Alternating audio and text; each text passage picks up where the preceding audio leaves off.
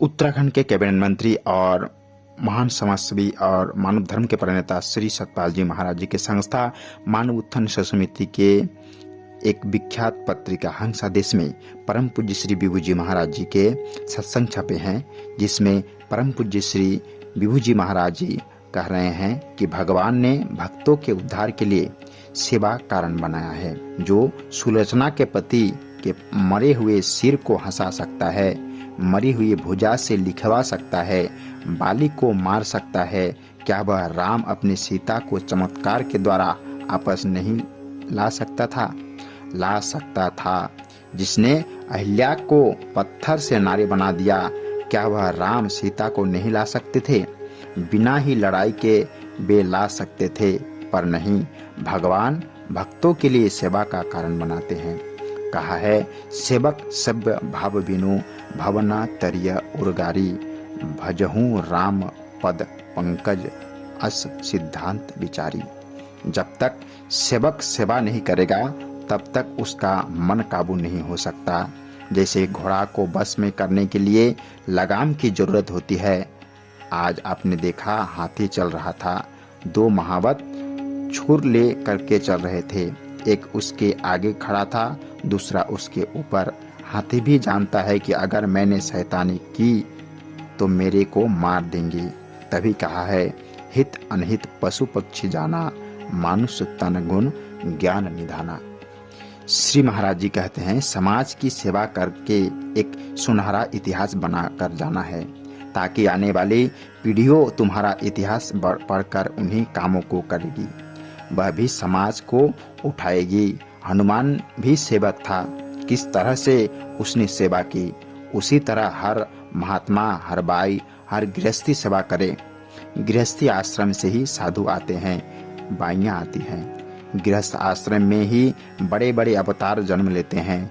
इसलिए गृहस्थ आश्रम को सबसे बड़ा आश्रम माना, पर उस गृहस्थ आश्रम को जिसमें राम जैसे विरक्त हों, दशरथ जैसे न्यायाधीश हों, जिन्होंने कहा, रघुकुल रीति सदा चली आई, प्राण जाई बरु बचन न जाई।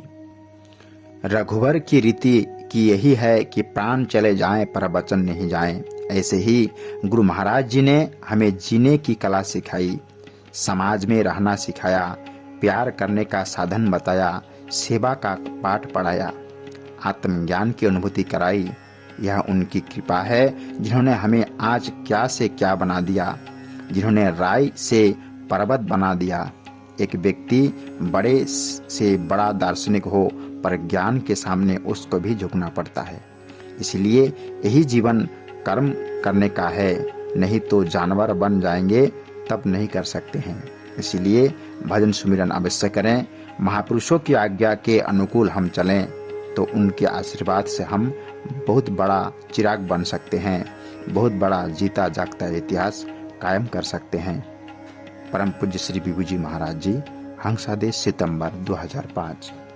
उत्तराखंड के कैबिनेट मंत्री और महान समाजसेवी श्री सतपाल जी महाराज जी के संस्था मानव उत्थान समिति के तत्वाधान में आर्थिक रूप से अक्षम श्री ईश्वर जी की सुपुत्री सो अमृता व कुलदीप जी के सुपुत्र जी सोनू का विवाह श्री सतपाल जी महाराज जी की संस्था मानव उत्थान समिति के द्वारा प्रेरणा से संपन्न हुआ।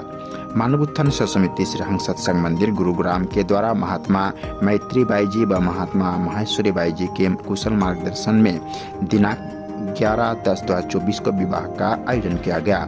बारात के स्वागत सम्मान के पश्चात बार वधु पक्ष के सभी सदस्यों को भोजन प्रसाद वितरित किया गया।